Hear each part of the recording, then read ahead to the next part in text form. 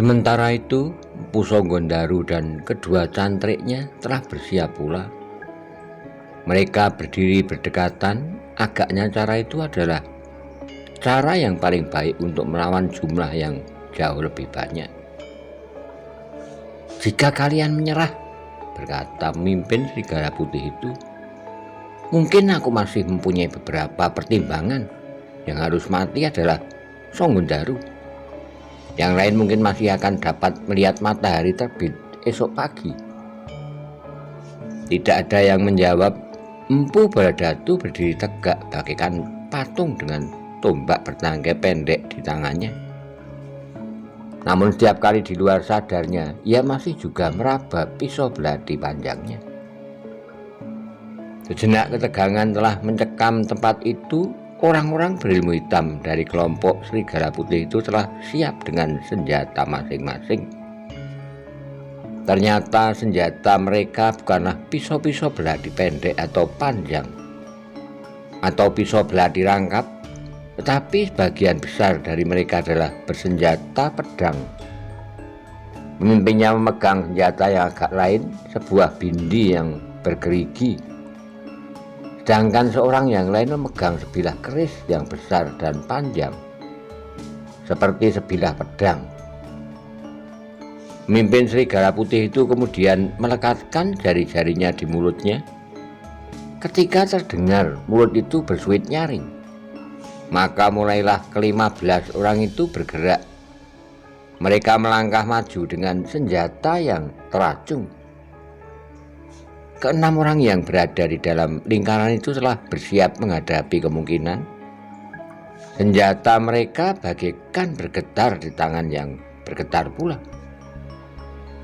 Sejenak kemudian maka terdengar sebuah teriakan nyaring. Bukan lagi sebuah suitan, agaknya perintah itulah yang menentukan kapan orang-orang serigala putih itu mulai berlompatan menyerang dengan dahsyatnya. Ternyata bukan senjata mereka sajalah yang bergerak menyambar, tetapi mulut mereka pun berteriak-teriak tidak keruan, keras dan kasar. Mpu Songgondaru mengerutkan keningnya melihat sikap yang kasar dan keras itu, tapi ia tidak boleh membuat pertimbangan-pertimbangan terlalu banyak, karena lawan-lawannya telah berlompatan menyerang dengan garangnya. Dengan hati-hati Mpu Songgondaru menempatkan dirinya dekat dengan kedua cantriknya. Mereka berdiri saling membelakangi. Beberapa langkah dari mereka Mpu Baladatu telah mempersiapkan diri pula bersama kedua pengawalnya. Tapi mereka pun bersikap lain dari Mpu Songgondaru. Mereka lebih senang bertempur di tempat yang luas karena sudah menjadi kebiasaan mereka untuk mempergunakan tata gerak yang panjang.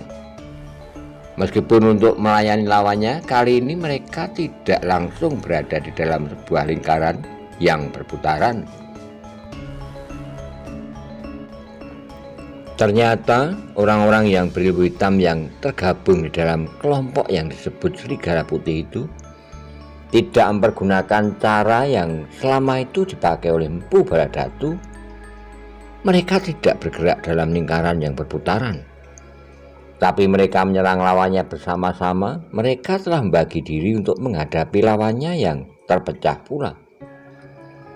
Pemimpin serigala putih itu bersama beberapa orang pengiringnya bersama-sama menyerang Mpu Songgondaru yang bertempur berpasangan dengan kedua cantriknya.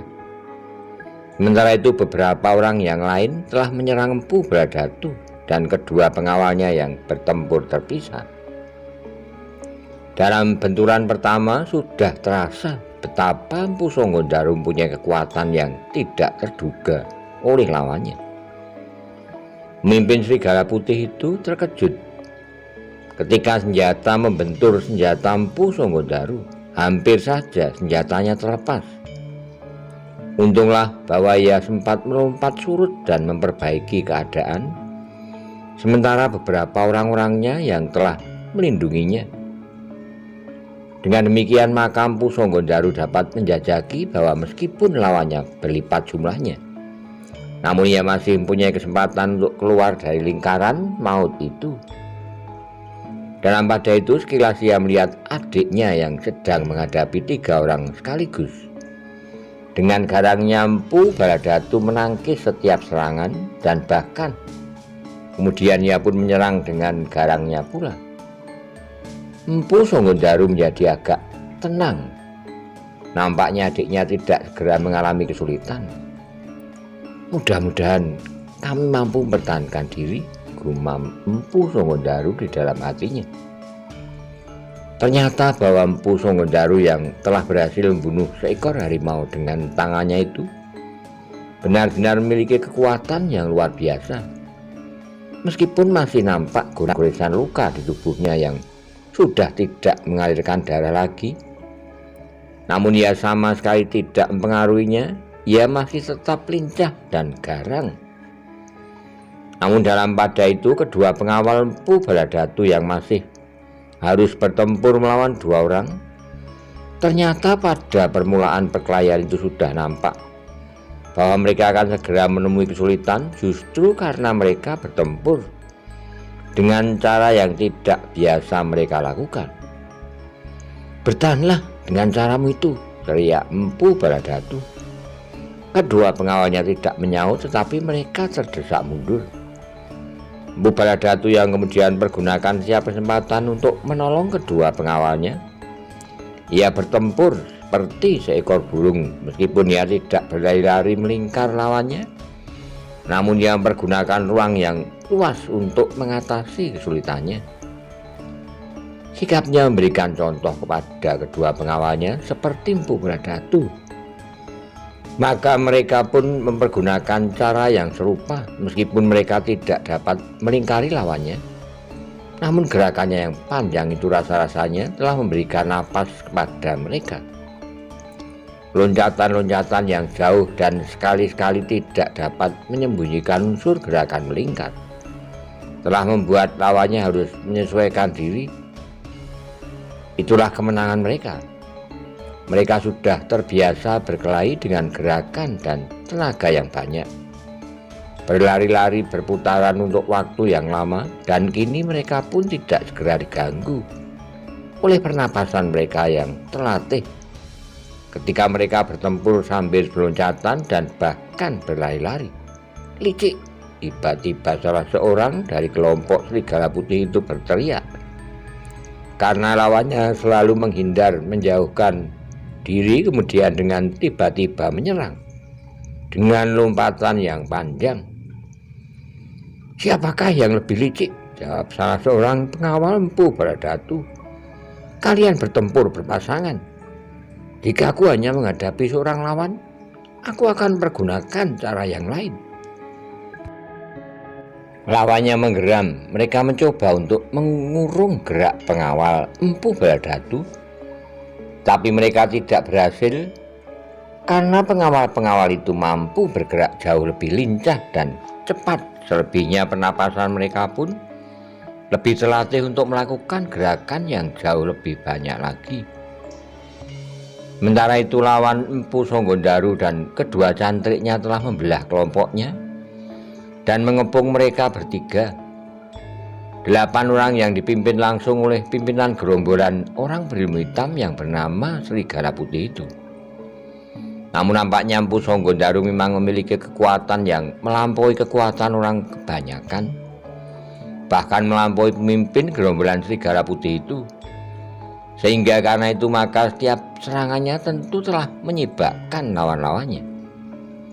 Tapi lawan terlalu banyak yang menyibak, maka sebanyak itu pula lah yang datang menyerang. Sehingga Empu Songgondaru dan kedua cantriknya harus bertempur mati-matian. Namun betapapun mereka mengerahkan tenaganya, tetapi mereka tidak banyak dapat bernapas. Mereka bahkan kemudian hampir-hampir tidak sempat menyerang sama sekali. Yang dapat mereka lakukan adalah sekedar mempertahankan diri. Meskipun demikian, Empu Songgondaru masih berusaha untuk melihat kelemahan kepungan lawannya. Jika dengan serta-merta Empu Songgondaru menyerang dinding kepungan yang hanya selapis itu, ia masih melihat kemungkinan untuk keluar. tapi ia tidak mau meninggalkan kedua cantriknya di dalam kesulitan. Karena itulah sebelum menemukan suatu cara yang paling baik untuk mematahkan kepungan itu, maka Empu Songgondaru masih membatasi diri sekedar bersama-sama dengan kedua cantriknya untuk bertahan. Dalam pada itu, Empu Baladatu ternyata dapat lebih leluasa melakukan perlawanan. Meskipun lebih banyak berloncatan dan berputar-putar, bahkan dengan sengaja ia membuat lawan-lawannya menjadi semakin marah. Karena Empu Baladatu dan kedua pengawalnya telah membuat pepohonan menjadi perisai dan perlindungan, mereka berlari-lari berputaran mengelilingi pohon-pohon besar yang tumbuh di sekitarnya. "Licik, gila!" teriak salah seorang lawannya. "Mengapa kau tidak bersikap jantan? Kemarilah, kita bertempur di tempat yang lapang dan terbuka. Jika kalian berjanji untuk berkelahi seorang melawan seorang, aku tidak berkeberatan. Aku akan melawan 3 orang berurutan, tidak sekaligus. Dan aku akan membunuh 3 orang itu pula berurutan," jawab Empu Baladatu. "Persetan," geram lawannya. Dengan demikian maka Empu Baladatu masih saja bertempur di antara pepohonan dan gerumbul-gerumbul perdu. Sekali-kali ia berlari-larian di antara pepohonan, namun tiba-tiba ia meloncat menyerang dengan tiba-tiba. Bahkan tanpa dapat menghindarkan diri dari pengaruh ilmunya yang sebenarnya. Kadang-kadang Baladatu pun berlari berputaran. Demikian pula kedua pengawalnya. Mereka pun bertempur dengan cara yang sama. Tapi karena mereka tidak memiliki ilmu semantap Empu Baladatu, maka mereka lebih banyak berlari-lari menghindar daripada menyerang. Namun demikian, kadang-kadang mereka pun dapat menyerang dengan tiba-tiba dan membahayakan lawannya. Empu Songgondaru melihat cara bertempur adiknya dengan heran. Ia sama sekali tidak segera dapat melihat ilmu yang manakah yang nampak pada adiknya itu. Ia mendapat ilmu dasar yang sama dengan Baladatu, namun dalam perkembangannya menjadi sangat jauh berbeda. Tapi Empu Songgondaru tidak sempat menilai adiknya lebih lama lagi. Ia mengambil kesimpulan bahwa yang dilakukan oleh Baladatu adalah semata-mata untuk mengatasi kesulitan sesaat yang datang tidak terduga-duga itu. Memang tidak terlalu mudah untuk melawan 3 orang sekaligus, seperti yang dialaminya, bahwa ia harus melawan 8 orang bersama-sama dengan 2 orang cantriknya itu. Namun bagaimanapun juga, karena orang-orang Serigala Putih itu pun memang sudah membekali dirinya dengan ilmu pula, ternyata bahwa lawan-lawan mereka akan sulit dapat bertahan terlalu lama. Empu Baladatu yang berlari-larian pun akhirnya harus mengakui kelebihan 3 orang lawannya bersama-sama. Mereka kemudian menemukan cara untuk memotong setiap gerakan Empu Baladatu. Sementara itu kedua pengawalnya pun mengalami kesulitan pula. Seperti Empu Baladatu, Empu Songgondaru pun mengalami tekanan yang sangat berat. Semakin lama terasa semakin berat, apalagi pimpinan Serigala Putih itu ada di antara mereka yang beramai-ramai mengepung Empu Songgondaru. Sorak dan teriakan masih saja mengumandang di hutan itu. Orang-orang berilmu hitam itu agaknya dengan sengaja mempengaruhi jiwanya dengan suara-suara yang mengejutkan dan keras, sangat keras. Namun agaknya teriakan-teriakan itu juga memberikan tekanan dan dorongan pada setiap gerak yang mereka lakukan.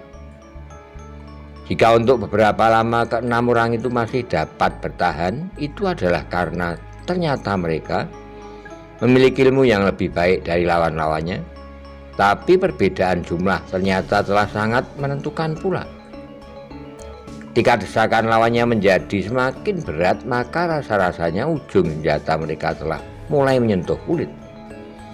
Dengan mengerahkan ilmu dan tenaga, ke-6 orang itu masih dapat menghindar dan menangkis setiap serangan, tetapi mereka pun mulai dirayapi oleh pengakuan bahwa mereka menjadi sangat lelah karenanya, sehingga dengan demikian maka perlawanan mereka pun mulai surut.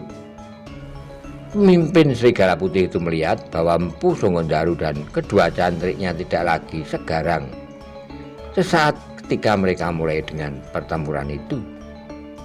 Meskipun kekuatan Empu Songondaru masih mengguncangkan hati lawan-lawannya, namun terutama pada kedua orang cantriknya, rasa-rasanya perlawanan sudah menjadi kendor. "Kami hanya menunggu saat itu datang," berkata pemimpin Serigala Putih itu. "Kematian memang sudah membayang, tapi agaknya kalian ingin disebut jantan. Mati dengan senjata di tanganku." Empu Songondaru tidak menyaut. Ia musatkan perhatiannya pada usaha untuk memecahkan kepungan. "Apakah aku sendiri harus keluar dari kepungan itu dan membantu kedua cantrik itu dari luar lingkaran?" Pertanyaan itu mulai menggelitik hatinya. Tapi Empu Songondaru tidak sampai hati meninggalkan kedua cantriknya yang setia itu.